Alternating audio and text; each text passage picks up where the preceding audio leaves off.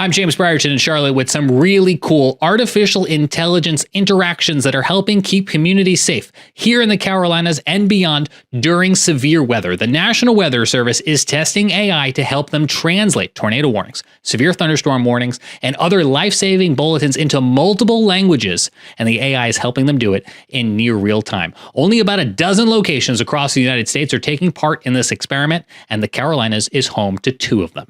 Joining me this week, National Weather Service meteorologist and web developer Chris Rohrbach, based out of Columbia. So happy that this is happening right here in our backyard. And Chris, let's start at the very beginning. Tell us, what is this project all about? Sure, absolutely. It's a very exciting project with the weather.gov/translate. Essentially, the main goal of the project is to get our weather alerts and information into the hands of people with limited English proficiency, essentially opening up the door to the Weather Service for traditionally underserved and vulnerable populations. So it's been a really exciting opportunity to be part of that group. Chris, talk to me a little bit about the opportunity or the power that AI brings to the National Weather Service in a scenario like this. Sure. So a little bit of background on the project to begin with. For a few years before we started using Lilt to do the translations, we were generating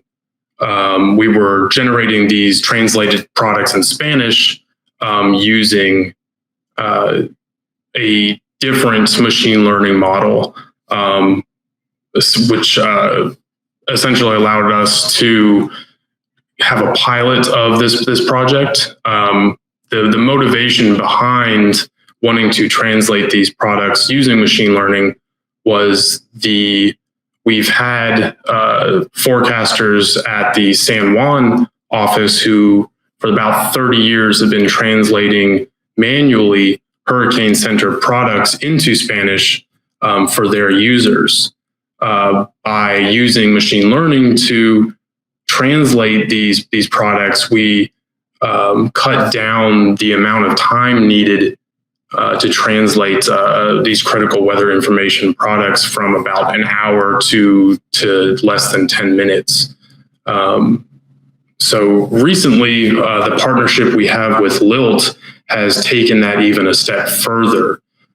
Now, not only do we use machine learning to translate the products into Spanish, but their patented artificial intelligence learns through a process of feedback with our bilingual forecasters in the Weather Service and translation experts who provide feedback for individual translations, which continues to allow the model to learn and increase its efficiency and accuracy.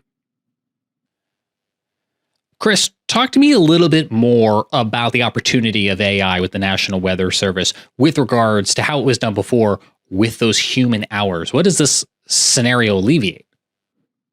So the manually translated products, the way we were issuing them before was the process was the Hurricane Center would issue for example, tropical weather outlook, and that's about a paragraph or so, depending on how active the tropics are at the moment. And the way it was previously done before this team was a forecaster at the San Juan office with Spanish expertise would manually translate, type out the entire product, and then send that out to through their forecast office. So the reach was more limited than it was now, but it also took a tremendous amount of time for an individual forecaster to sit there, translate word for word the product from the Hurricane Center.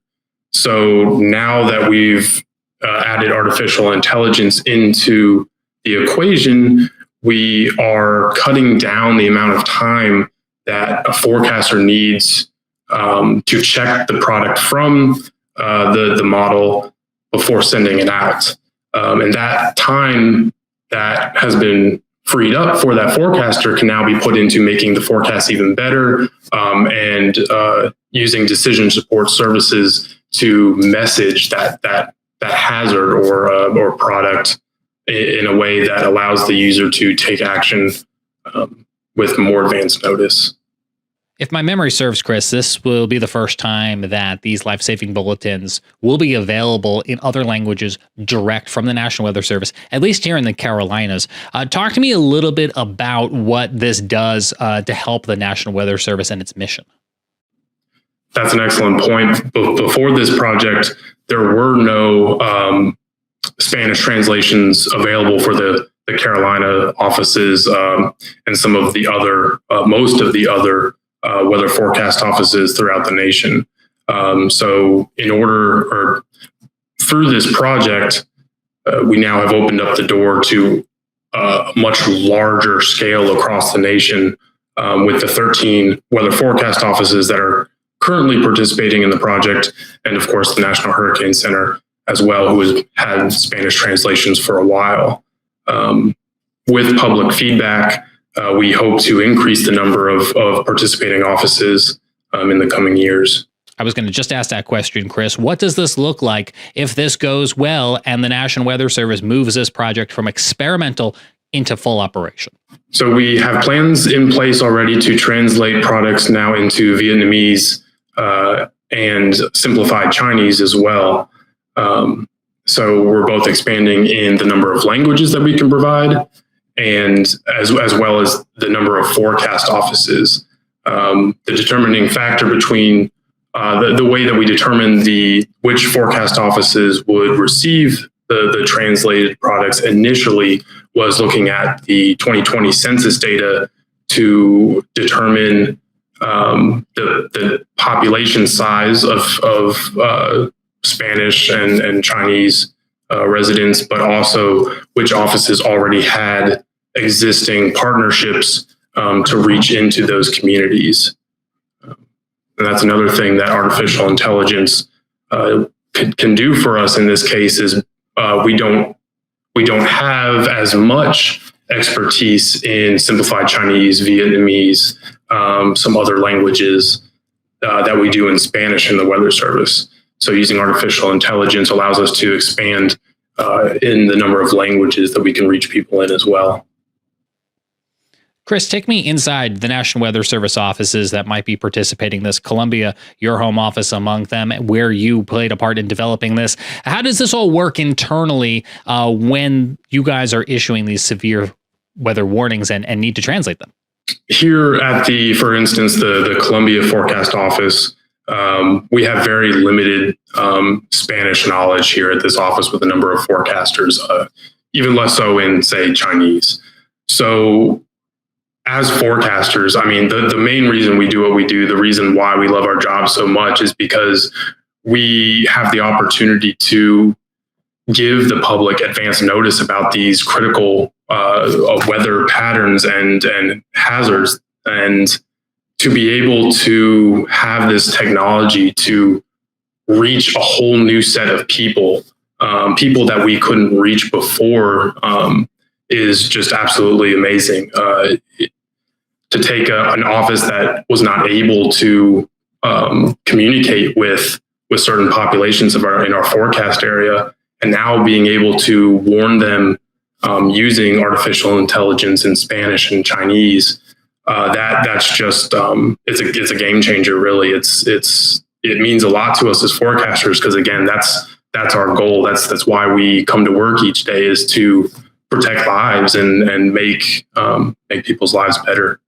So Chris, coming into spring, let me try to envision this a little bit, paint a picture for our audience. Let's say you guys are in a severe weather event. You have to issue a tornado warning. How does this process play out? How does it go downstream from the moment that you guys issue it through the AI and then ultimately out to the public? Sure. Well, first I'll go through the existing process of how our, say, a severe thunderstorm warning is disseminated. The severe thunderstorm warning is what we would call drawn up at our office, created. We outline the area that we feel should be under the severe thunderstorm warning, and that gets sent here by one of our forecasters at the office. The process that a user receives that severe thunderstorm warning is very quick. And here again, we're talking just English for the moment. It gets sent out to the world in less than a minute. And not only does it go on to weather.gov, our main site, but it also gets sent out to our partner news agencies, emergency managers, so that they can redistribute that information. So we have a larger presence with the entire weather enterprise to be able to reach people quickly. What that process looks like right now for our translated products is the English product goes out as normal. Nothing changes about that. After the English product has been disseminated, the text is then sent up to Lilt, which is the company who is handling the translation of our products. The translated text is generated quickly. I can't remember the exact amount of time it takes. It's a matter of minutes, no more than that. And then published on our website, weather.gov/translate.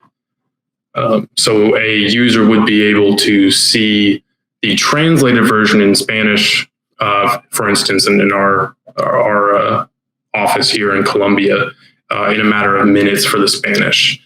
What we hope to do in the future is to mainline the Spanish and Chinese and other languages into the same dissemination process for the entire Weather Service, using the Common Access Protocol, the CAP messaging. So that way, all of those languages get translated or get disseminated instantaneously, so that users can use them in any way they see fit. And so for example, the news media, our partner agencies, with the state emergency managers, they're all getting this translated product in the same manner that they get the English.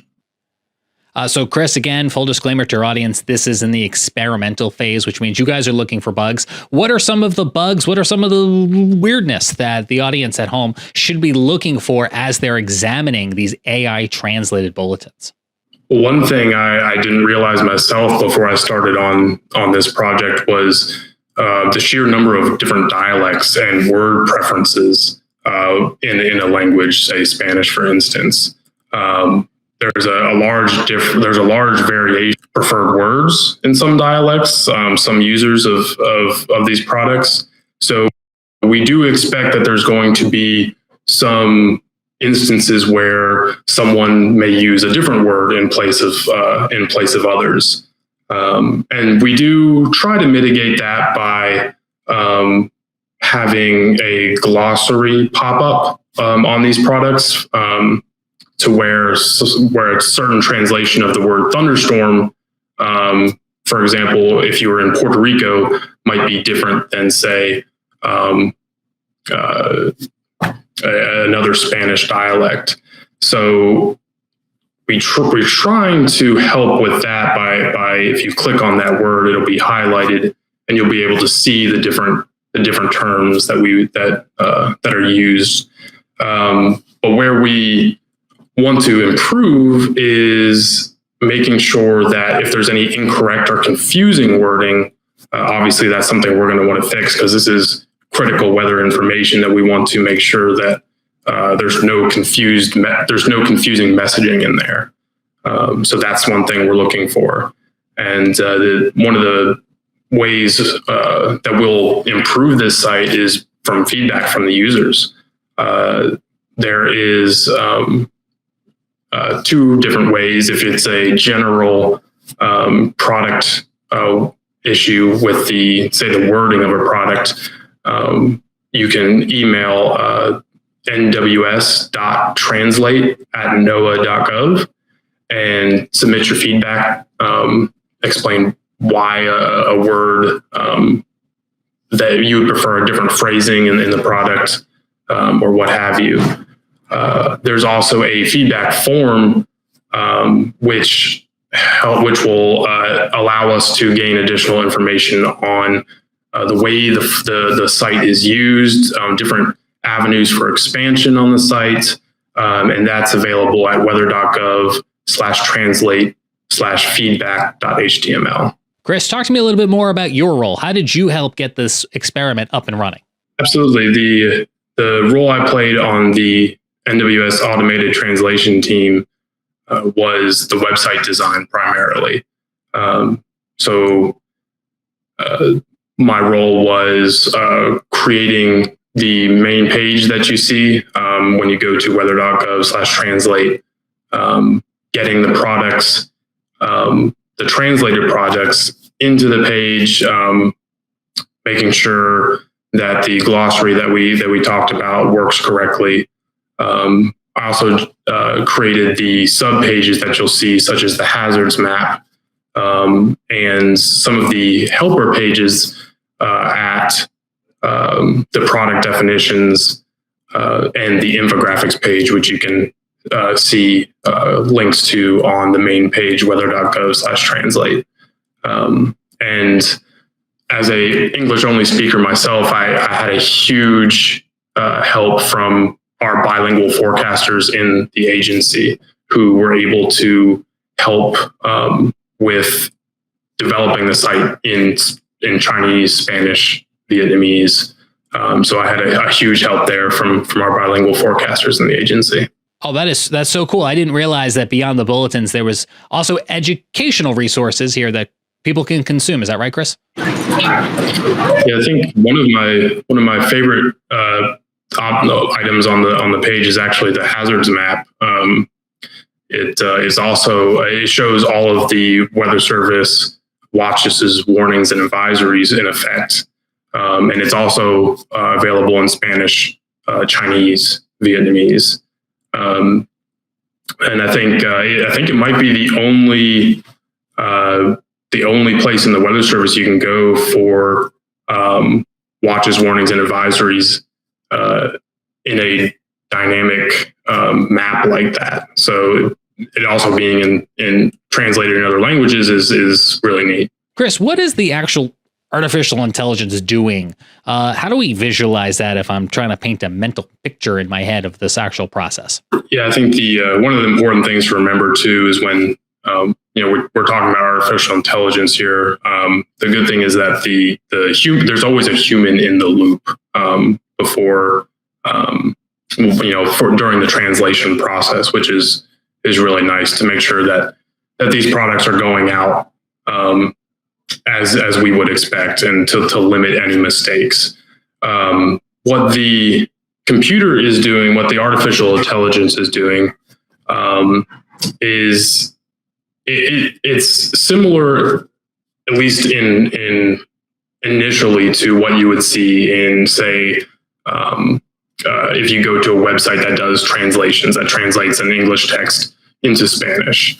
It does the heavy lifting, so to speak, of actually translating the text from English into Spanish using data from our past products. So this model has been trained on a lot of different weather service products from over the years, and it knows, okay, this is what we want this word to be in Spanish. And a lot of that is in big thanks to the San Juan office, who has been doing these Spanish translations of Hurricane Center products for a long time.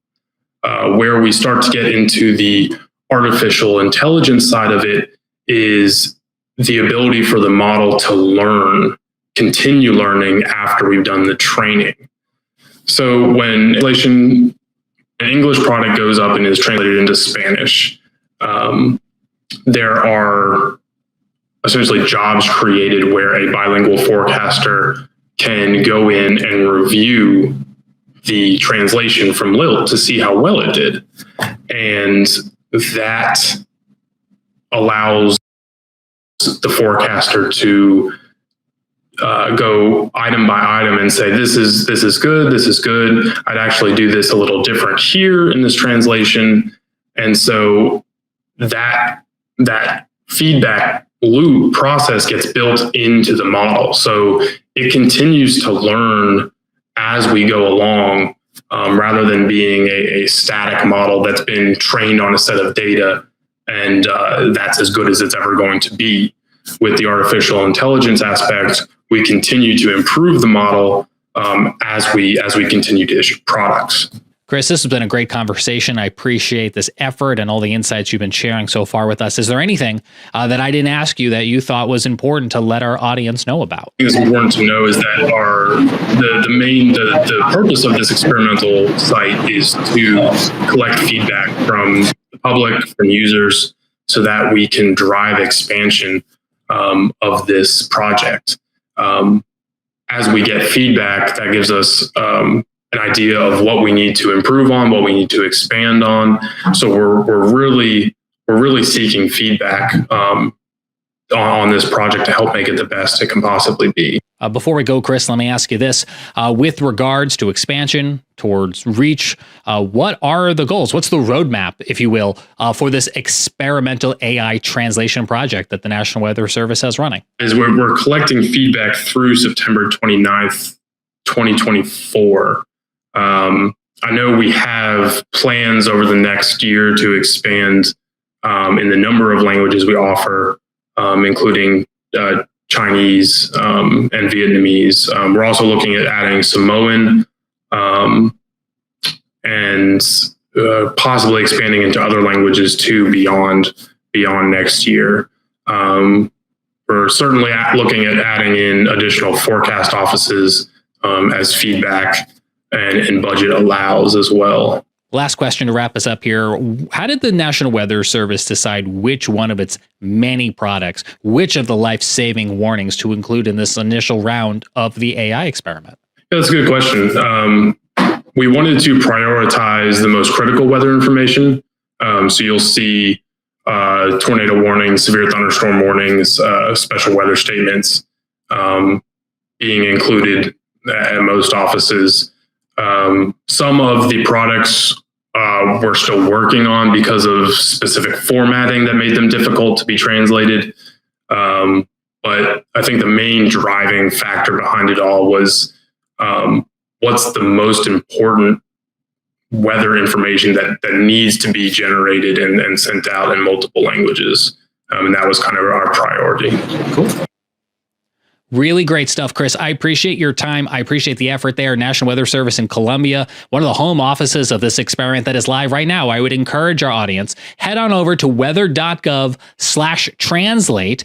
You can check out the National Weather Service Greenville-Spartanburg, National Weather Service in Columbia, those two South Carolina offices. Again, amongst about a dozen or so offices, including the National Hurricane Center that is participating in this program. Even if you're not in one of those two areas, just go check it out. Take a look at what languages they're offering. And hey, don't forget, bottom right-hand side of that screen, click the feedback button. They are actively looking for your feedback so they can hopefully take this AI experiment out of experimental mode and into full-blown operational mode. But again, if you do decide to use it this spring, remember, it is experimental. Do not rely on it for life-saving information. It could have bugs. It could have quirks. It may even have an hallucination or two. But until then, we encourage you to check it out and provide them feedback. That's weather.gov/translate. Chris, thanks again so much for your time. And thanks to everybody at home who's joined us for this week's edition of the Carolina Weather Group. I'm James Brierton in Charlotte. Don't forget, you can watch or listen to us on Spotify, on YouTube, or anywhere it is that you consume podcasts. We'll see you back there next week for another edition of the Carolina Weather Group.